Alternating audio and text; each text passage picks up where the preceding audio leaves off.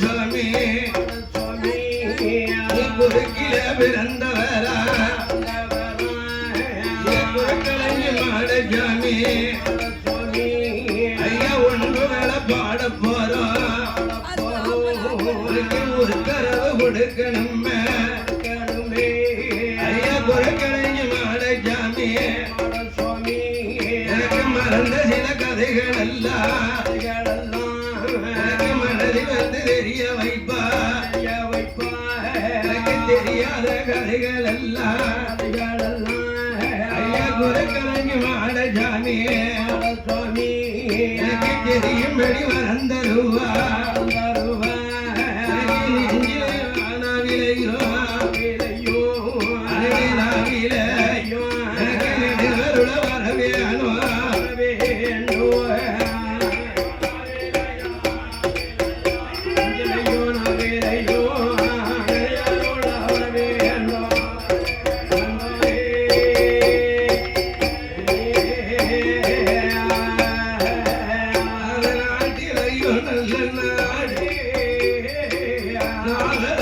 புகழும் நாடே வானமல ஒளியும் நாடே முடிந்ததெங்கள் வீழும் நாடோ மஞ்சள் பூக்கும் நாடே இருவாய்க்கு மலரும் நாடே மலம் கொண்டு மல ஒளியோ போகும் நிலையோ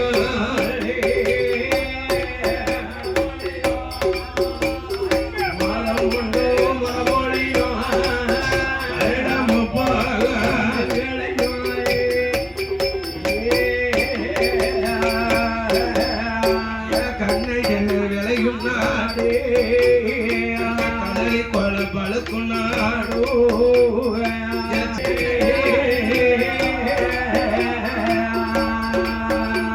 அங்க ஜரமிளகு காய்கோ நாடே காய்கோ நாடே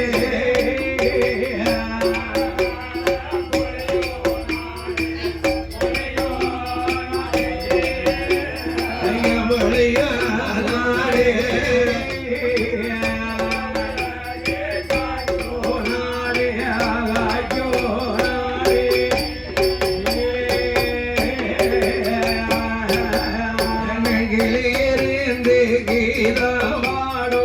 மயிலிருந்து நடனம் மானிருந்து விளையாடும் மயில் தோக விரிச்சாடும் அழகத்தில உயர்ந்த நாடு நாடு கட்டி போரடித்தால் என்றோ குதிரை கட்டி போரடித்தால் புரியாது ஜன்னல் என்றோ ஒரு கலந்தானோ அது கடிவழக்கு நீலையோ காணமையில் விரித்தாடோ விரித்தாடோ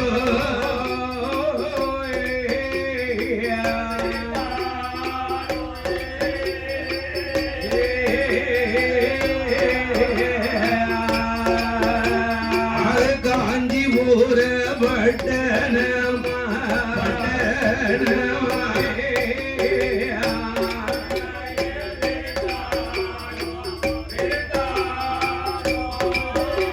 ஜய விரித்தாடோ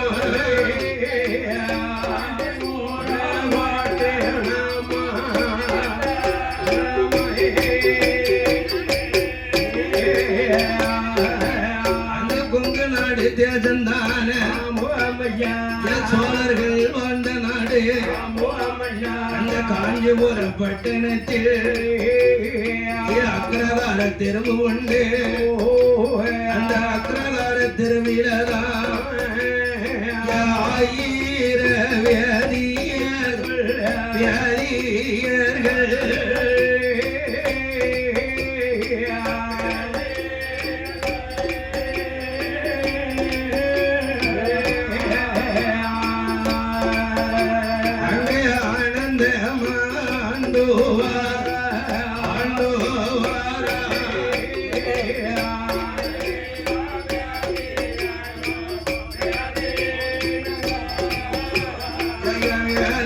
வேதியர்களோ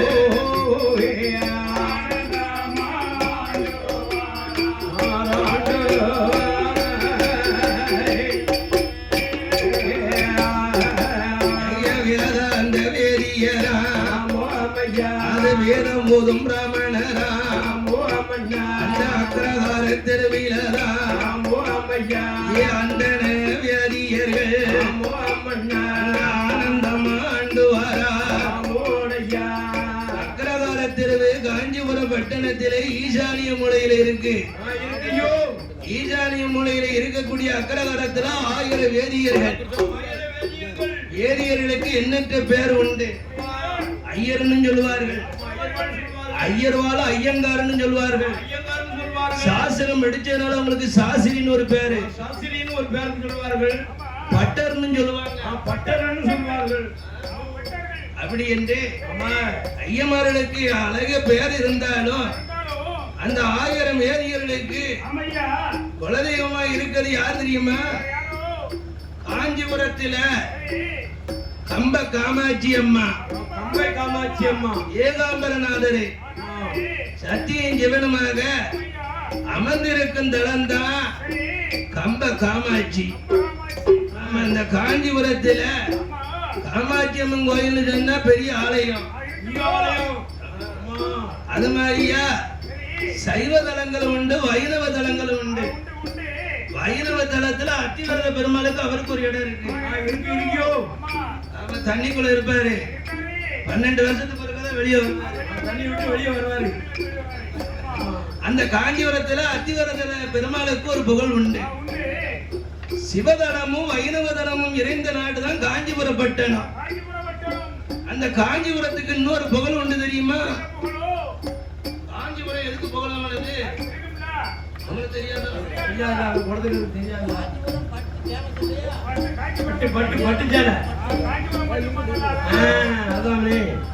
ஆயிரம் வேதியர்கள் அக்ரகாரத்திலிருந்து காஞ்சிபுரம் ஏகாம்பரநாதருக்கும் காமாட்சி அம்மனுக்கும் பூஜை புனஸ்காரம் நடத்துதாங்க. அப்பேற்பட்ட காஞ்சிபுரத்துக்கு புகழ் வாங்கிய பட்டு. காஞ்சிபுரம் பட்டுன்னா கல்யாணத்துக்கு ரொம்ப பொருத்தமா இருக்கும்.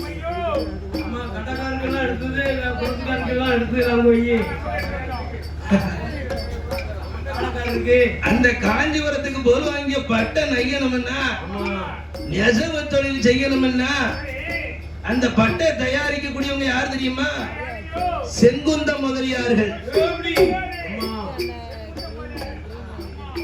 அப்பேற்பட்ட செங்குந்த முதலியார் வம்சத்தார்களும் 1000 பேர் வாழ்ந்துகிட்டு இருக்காங்க. அன்று ஒரு காலத்தில் மகாபாரத போர்ல, பாரத போர்ல பாஞ்சாலிக்கு துயில் கொடுத்தார் வைகுந்தன். ஆதி ஒரு காலத்திலே பாரத போர்ல திரௌபதிக்கு துயில் கொடுத்தார் வைகுந்தன். இந்த பாரத நாட்டு மக்களுக்கெல்லாம் துயில் கொடுத்தவர்கள் செங்குந்தன். அந்த செங்குந்த முதலியார் வகைராக்களும் அந்த காஞ்சிபுர பட்டுடனே ஆண்டுவார் ஐயமாறு கூட்டத்தில 1000 வேதியர்கள் எல்லாத்துக்கும் பெரியவரா எங்க ராம ஐயருமா அவருடைய மனைவிதானே ராம ஐயாச்சியம்மா மன்னவனும் தேவியுமா காஞ்சிபுர பட்டணத்தை மகிமையுடன் ஆண்டு வரா.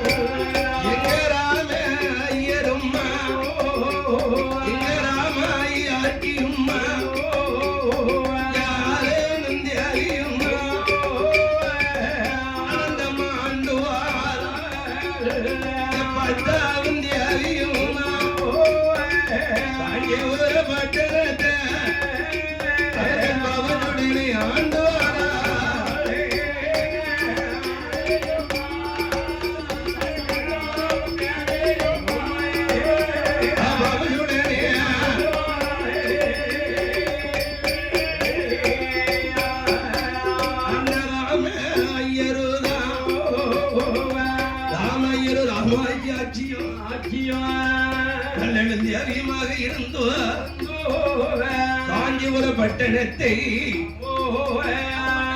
அந்தனர் குலத்திலே அவதரித்த ராமையரோ அவருடைய மனைவி ராமாயி ஆட்சியும் உடலும் நல்ல உயிரும் ஒற்றுமையா நல்ல ஜதையும் சதையும் போலை நலமுடனேங்க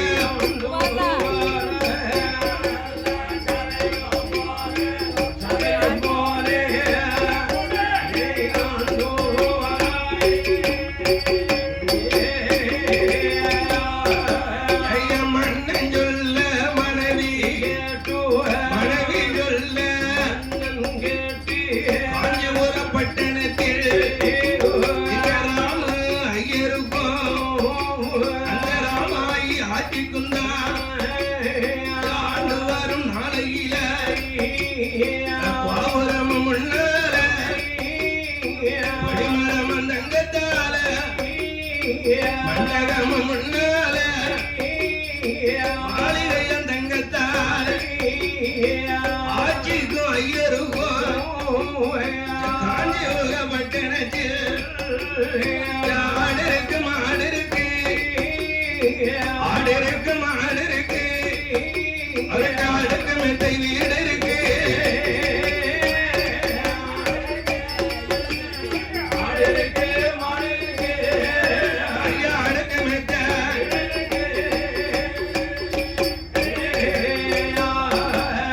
கோபுரமும் உள்ளாலை ஒளிவரம் வந்தங்கத்தாலை மன்னங்கள் இருவருக்கும் மண்டலமும் முன்னாலை மாளிகையும் தங்கத்தாலை அந்த ராமோ ஐயருக்கும் அந்த ராம ஐயாச்சிக்கும் தான் காஞ்சிபுர பட்டணத்தில் யாருக்கு குலம் இருக்கு ஏருக்கு குலம் இருக்கு அதற்கு யார் குலத்து பலம் இருக்கு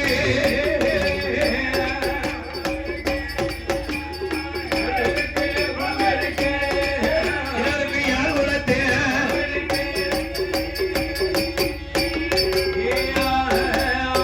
அங்கன மங்கள் கிளலாம் யாருக்கு மெத்த வீடுகளா ராம ஐயருக்கும்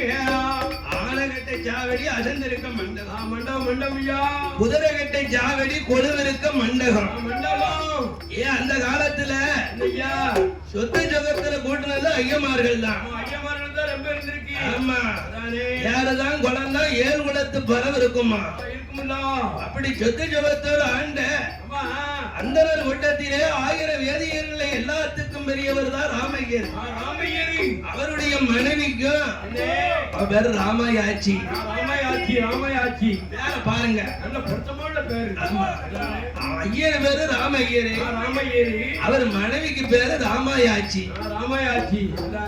புருஷனுக்கும் முன்னாட்டுக்கு அப்படி பேர்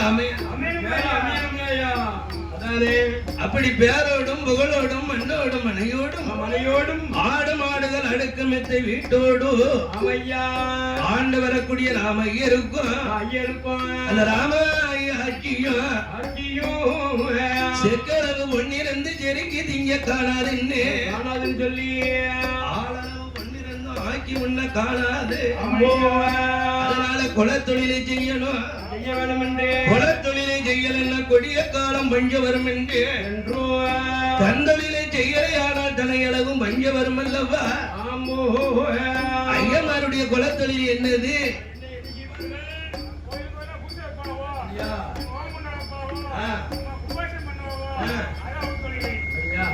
6 வேதம் 6 சாத்திரம் 18 புராணம் 32 தான தர்மம் 64 கலைக்காணியம் 96 தத்துவம் 108 யாகம் 1008 அகங்கள் படித்தவர் தான் வேதாந்த வேதியர்கள்.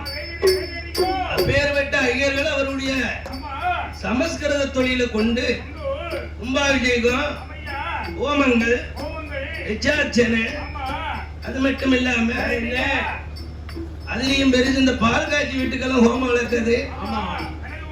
கணபதி ஹோமம் லட்சுமி ஹோமம் இப்படி பலதரப்பட்ட ஹோமங்கள் வளர்க்கணும்னா அவர்களால் மட்டும்தான் முடியும். அப்பேற்பட்ட குலத்தொழிலை செய்து வாராம் ஐயா. அந்த கம்ப காமாட்சி அம்மாளுக்கும் ஏகாம்பரநாதருக்கும் அருகால பூஜைகள நடத்துதார கம்ப காமாட்சிக்கும் அந்த ஏகாம்பரநாதருக்கும் அவரை கால பூஜை மாலை பூஜை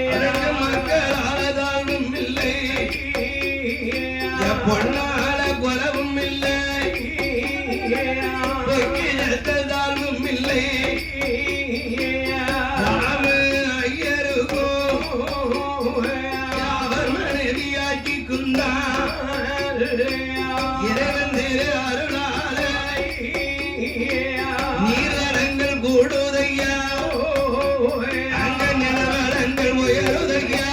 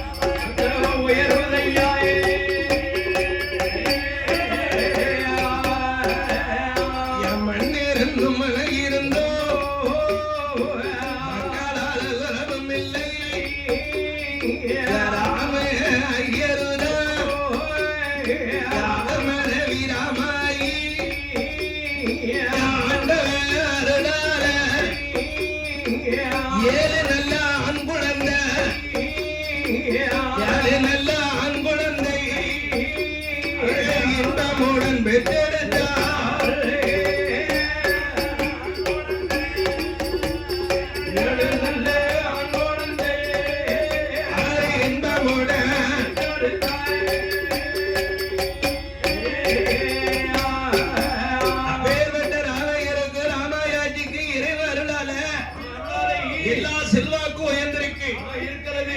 நீர்வளம் கூடி இருக்கு, நிலவளம் கூடி இருக்கு, மண்வளம் மனைவளம் முன்வளம் பொருளெல்லாம் கூடி இருக்கு. அடுக்கடுக்கா சொத்து சுகங்கள் உயரும் போது அந்த ஏகாம்பரநாதருக்கு அன்பை காமாட்சியை தஞ்சமெல்லாம் வாழ்ந்துகிட்டு இருக்காரு. அப்பேற்பட்ட ராமையருக்கு இறைவனுக்கு அருளால எத்தனை பிள்ளை தெரியுமா? 7 ஆண் குழந்தை. 7 ஆண் குழந்தைகள்.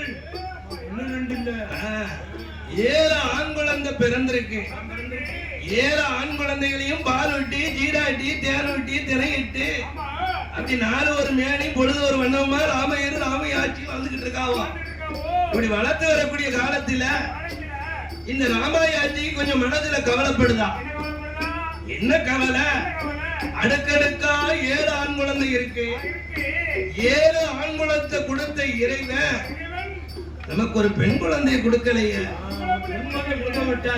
ஒரு வீட்டுல ஆணும் பெண்ணும் நிறந்து கலக்கணும். ஆம்பளை பிள்ளையா பெத்தா சொல்லுவா பக்கத்து வீட்டுக்காரி, ஒரு வீட்டு கொல்லிய பெத்த அடிக்கிருக்கான் பாத்தியா. அடிக்க வச்சிருக்காள. அதே பெண்களை பிறந்தா சொல்லுவாங்க ஒரு வீட்டு பொட்ட படையில பெத்து போட்டிருக்கான். பெத்து போட்டிருக்காளே.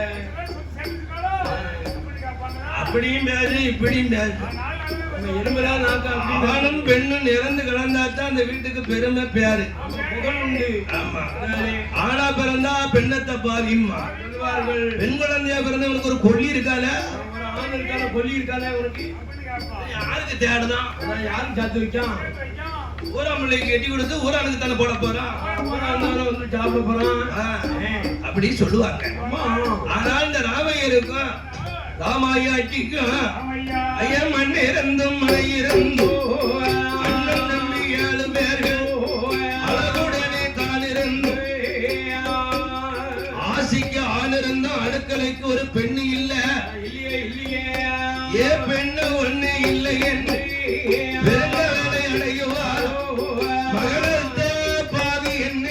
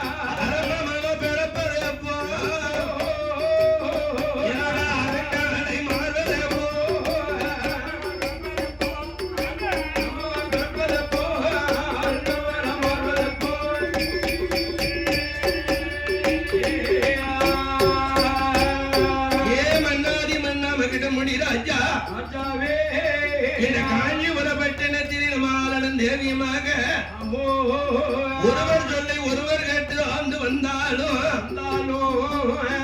ஏழு ஆண் குழந்தை பிறந்த திருவயத்தில எனக்கு ஒரு பெண்மக பிறக்கலைய மன்னா ஐயா ராமையர சுவாமிய ஆம்பளை பிள்ளை பிறந்தா உங்க கைவேலைய மாத்தோம், பெண் குழந்தை பிறந்ததுன்னா ஆத்தா கைவேலைய மாத்தோம். அப்ப உங்க கைவேலைய மாத்ததுக்கு யாரு ஆம்பளை பிள்ளை இருக்கும்போது இந்த பெத்தாத்தா கவலையை மாத்ததுக்கு ஒரு பெண்மக வேண்டாமா அப்படின்னு மனதிலே கவலை கொண்டு தயக்கம் கொண்டு கண்ணீரை வடிக்கா கருத்தில் அந்து புலம்புதா அப்பன் சொல்லுதாரு ராமையர் ஏட்டியே அம்மா ராமாயி நமக்கு பெண் குழந்தை கிடைக்கணும்னா ஆண்டவன் அந்த ஏகாமநாதனுக்கும் காஞ்சி காமாட்சி அம்மனுக்கும் 6 கால பூஜை பண்ணுதானே. அந்த ஆண்டவன் 7 ஆண் குழந்தை கொடுத்ததுல ஒரு பொம்பளை பிள்ளை கொடுக்காம விட்டுருக்காரு. அதெல்லாம் அவரவர்கள் செய்த பாவ புண்ணியத்துக்கு தான் அந்த வரம் கிடைக்கும். எல்லாத்துக்கும் எல்லா வரமும் கிடைச்சிடாது.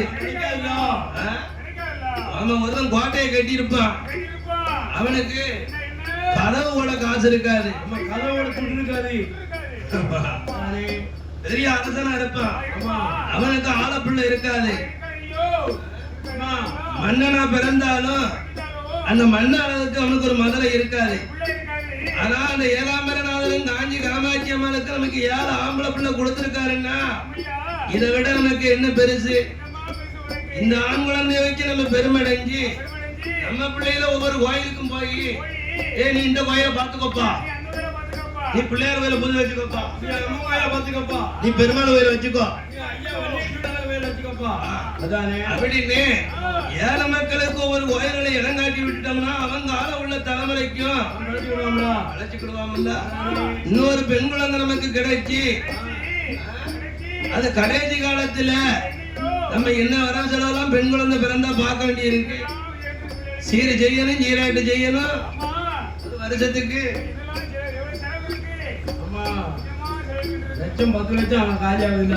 அப்ப எதுக்காண்டி இந்த கவலைப்படுத? ஆணுக்கும் நம்ம 7 ஆண் குழந்தை தான். நம்ம பெண்ணுக்கு அவனை நினைச்சு வச்சுக்கலாம். அவனுக்கு கல்யாணம் முடிச்சு வர மருமவள அவன் மருமகாதான, நம்மளுக்கு மகாதான. அந்த பெருமையில் நம்ம வாழ்ந்தா போதாதா? அப்படி என்று அந்த ராமையர் ராமாயாஜிக்கு ஆறுதல் தேர்தல் சொல்ல அவ மனசு கவலை நீங்க மாட்டேங்க. எஞ்சாமி என்றுரையோ பெண் குழந்தை இல்லை இன்னும், பெண் குழந்தை இல்லை இன்னும், பேருலகில் வாழ மாட்டேன், அரும மகா இல்லை இன்னும்.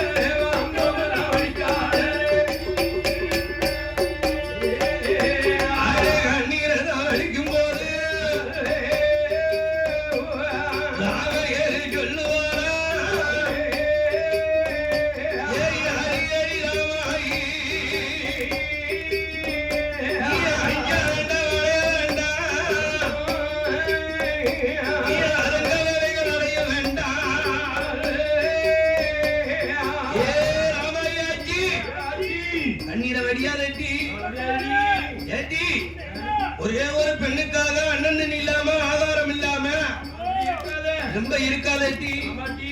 7 பிள்ளைகளையும் பாருட்டி. பாத்துக்கையே. பாத்தியா அந்த பிள்ளைகளுக்கு அண்ணன் தண்ணி நீ உன்னை விட்டா யாரு கொடுக்க? யாரு கொடுப்பாம்மா? நீதான் தஞ்சம் எங்களுக்கு. உன் மக்கள் 7 ஆண் குழந்தைக்கு நீதான் தஞ்சம். உன் தஞ்சத்துலதான் நானும் ஒரு இருந்துகிட்டு இருக்கேன். ஆமா அம்மா, உடம்ப அப்படியே உம்பாக்காத. ஒரே ஒரு பெண்ணுக்காக நீ அண்ணன் தண்ணி இல்லாம ஆதாரம் இல்லாம இருக்கிய. நீ கஞ்சி குடியாட்டாலும் உன் பிள்ளைகளுக்கு கஞ்சி கொடுக்க வேண்டாமா? வேண்டாமம்மா. அதனால பார்த்தம்மா. மனசை ஆறுதல் படுத்திக்கோமா. படுத்திக்கம்மா. இல்ல ஜாமி, நான் இந்த குறை கேட்கறதுக்கு இந்த உலகத்துல நான் வாழக்கூடாது. கூடாது வேண்டும். எனக்கு கட்டி மதம் கட்டாயம் எனக்கு வேணும். வேணும் வேண்டும். என் கைவேலைய மாத்த மத்ததுக்கு ஒரு என் பொண்ணு பெண் குழந்தை வேணும். வேணும்னா. அதனாலே சாமியே ராமையர ஐயரே. பெண் குழந்தை எனக்கு கட்டாயம் வேணும் வேணும் என்று சொன்ன போது போதி. அப்ப ராமையரு சொல்லுவார், ஏய் ஹரி ஹரி ராமா, நீ என்னுடைய வார்த்தைக இந்த காஞ்சிபுரம் பட்டணத்தில பம்பக்கரையில் இருக்கார் காமாட்சி அம்மா. ஏக்கத்தோடு பூஜை செய்தார் ஏகாம்பரநாதர். அந்த சத்தியின் ஜீவன நமக்கு இருக்கும் போது நமக்கு ஆள பிள்ளை கிடைக்கும் அம்மா. கடவுளை தங்கை எடுத்தா நமக்கு கை குழந்தை கிடைக்கும் அம்மா. அந்த கம்பை காமாட்சி அம்மா ஏகாம்பரநாதர் இருக்கும் போது நமக்கு கவலை இல்ல. அந்த கம்பை காமாட்சி எப்படி வந்து அவதாரம் செஞ்சா தெரியணும்ல. ஆண்ட ஒரு காலத்தில சத்தியின் ஜீவனமாக கைலாசபதியில் இருக்கும் போது சிவனுடைய தத்துவத்தை அறியணும் தெரியணும் என்று பார்வதி பகவான் கிட்ட தத்துவத்தை கேட்டா. அப்ப ஆண்டவன் சிவபெருமா எல்லா தத்துவத்தையும் சொல்லிட்டு பார்வதி சந்தேகத்தை தீர்த்தாரு. அப்ப பார்வதி ஆண்டவன் கிட்ட மறுபடியும் கேட்க, இரவை எல்லா தத்துவத்தையும் நீங்க பெருமையா சொல்லுதீங்க, இந்த பகல் நேரத்தில் வரக்கூடிய சூரியனை இரவு நேரத்தில் வரக்கூடிய சந்திரனை யாருன்னு கேட்டா. அப்ப ஆண்டவன் வலது கண்ணு சூரியை இடது கண்ணு சந்திரன் சொன்னார். இத நம்பாத பார்வதி பகவான் கண்ணை 2 பொத்திக்கிட்டா.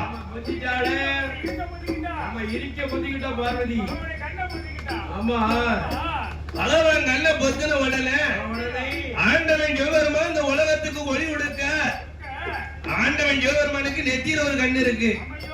அதான் என்ன கண்ணு? அந்த ஞான கண்ணு நெத்தி கண்ணை திறந்து இந்த உலகத்துக்கெல்லாம் ஒளி கொடுத்தார். அப்ப ஆதி பராஜயத்தி 5 பததான் ஆண்டவன் சொன்னதையும் நம்பாம சிவபெருமானுடைய கண்ணை பொத்திட்டமே. இந்த கடவுளை பொண்ணி கண்ணை பொத்தினதுனால கடவுள் நமக்கு எது ஒரு சாபம் கொடுப்பாரோ அப்படின்னா ஆதி பராஜயத்தி 5 தான் பதறுதா.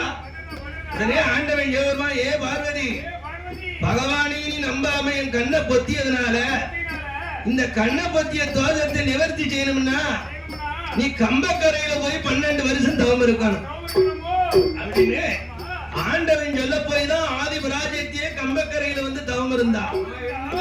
அப்பேற்பட்ட பார்வதிய தேடி ஏக்கத்தோடு வந்து இறைவன் காட்சி கொடுத்ததுனாலதான் இறைவனுக்கு பேரே ஏகாம்பரநாதர்.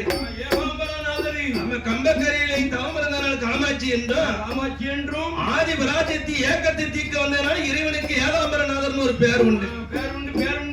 அப்பேற்பட்ட புண்ணிய தலத்துல நம்ம காஞ்சிபுரத்துல வாழ்ந்துகிட்டு இருக்கோம். அதனால உனக்கோ பெண் குழந்தை வேணும்னு சொல்லுத.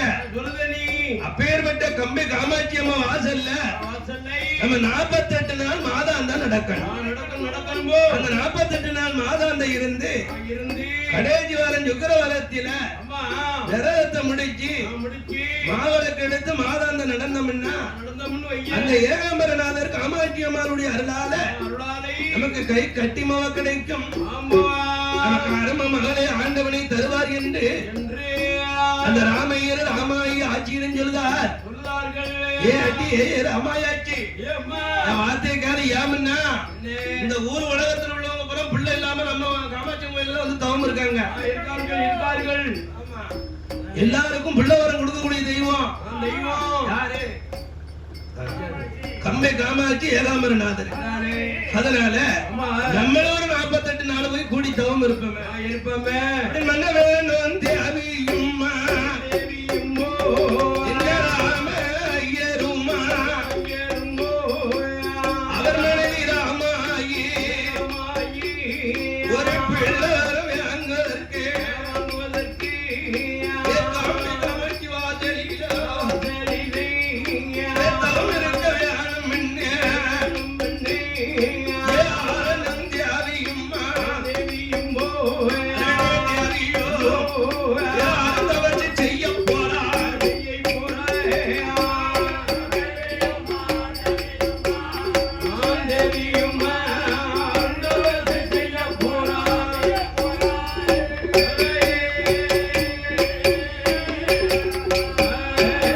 ஒரே பெண் குழந்தை வேணும் என்று பெருந்தவசி இருக்க போறார். ஆட்சியோ ஐயருதான் அழகு பிள்ளை வேணும் என்று அறந்தவசி இருக்க போறார். இட்ட ஒரு 21 தொட்ட ஒரு 99 தகவலை ஜாகரித்து அண்ணன் தேவி இருவர்களும் தாடி ஆஜருகே அவரை கால்வளையால் நடக்காரே.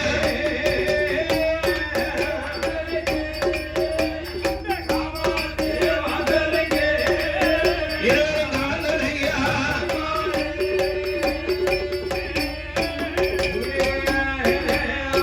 வெள்ளி ஜமக்கிழமையில ஜனமாக இருந்து வாரோ. ஆட்சியோ ஐயருதான் ஆட்சி நல்ல மிளகு தின்னு அருணகிரி நோம்பு இருந்தா தவ குழந்தை வேணும் என்று சனிக்கிழமை தரவணைகி சனிக்கிழமை தரவணைகி இருவரும் சனிக்கிழமை இருப்பாரா.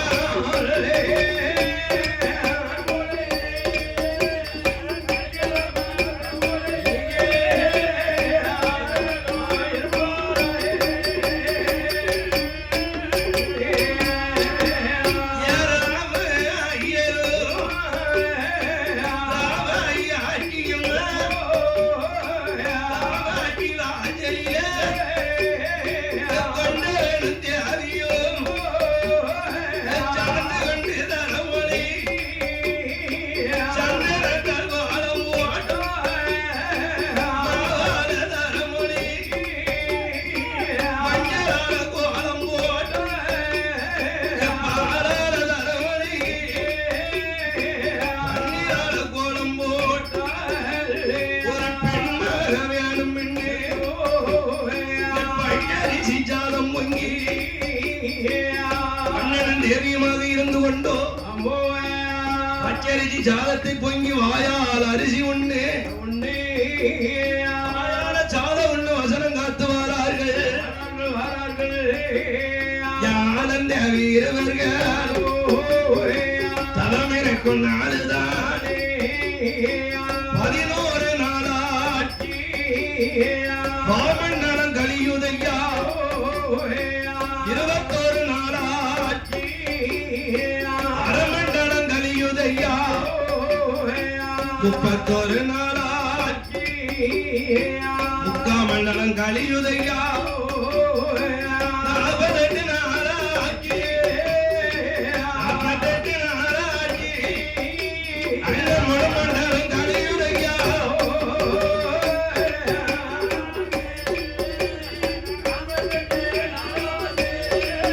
அங்க முழுமண்டலம்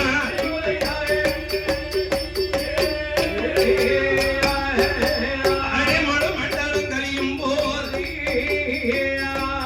அம்மை காமாட்சி அம்மா ஏகாம்பரநாதருடைய வாசல்ல ராமையரும் ராமாயாச்சி ஈசானிய மூலையில இருந்து 7 ஆண் குழந்தைய கொடுத்த இறைவன் ஒரு பெண் மகளை தரலையா அப்படின்னு பெண் குழந்தைக்காக 48 நாள் ஒரு மண்டல காலம் அண்ணன் தண்ணி ஆதாரம் இல்லாம ஊனு உறக்கம் இல்லாம ஒரே ஒரு பெண் குழந்தைக்காக கூடி தவம் இருக்காவோ ராமையரும் ராமாயி ஆட்சியும் அவ ஈசானிய முனையில தவம் இருக்கார்கள்.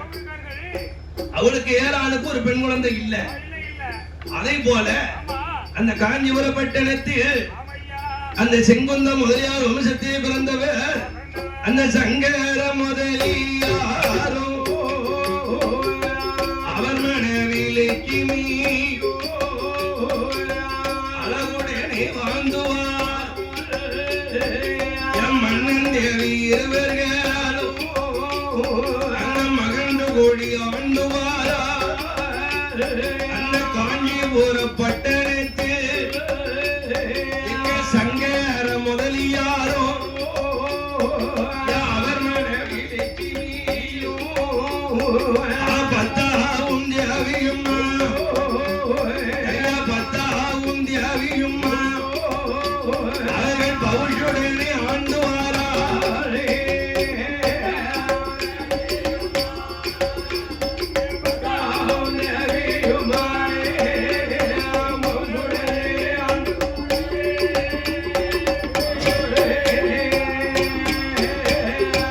அப்பேற்பட்ட காஞ்சிபுரத்துல வாழ்ந்துகிட்டு இருக்காங்க செங்குந்த முதலியார் கூட்டத்துல எல்லாத்துக்கும் பெரியவரே அவர்தான் சங்கர முதலியாரு.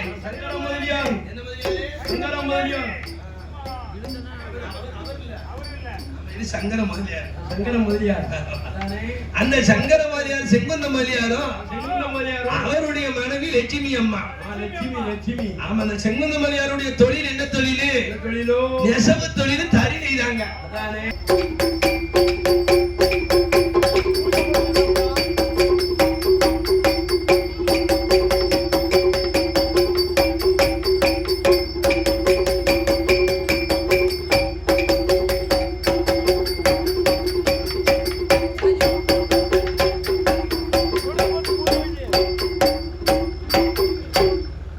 மடனுக்கு மடந்தானே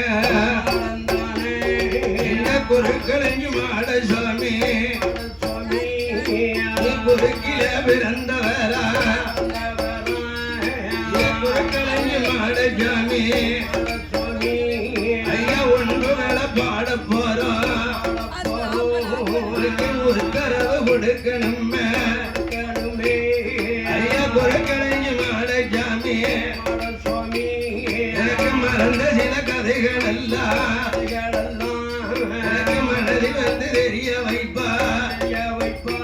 எனக்கு தெரியாத கதைகள் எல்லாம் ஐயா குறுக்கலைஞ்சு மாட சாமி எனக்கு தெரியும்படி மறந்தருவா.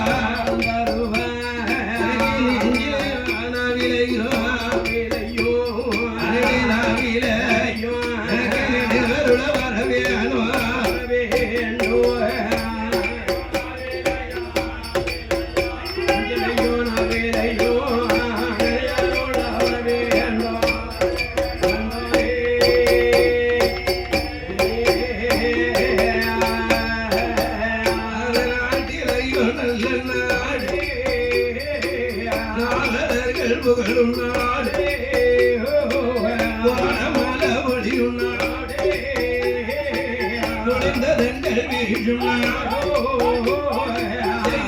மஞ்சள் பூக்கும் நாடே இருவாக்கி மலரும் நாடே கொண்டு மல ஒளியோ போகும் நிலையோ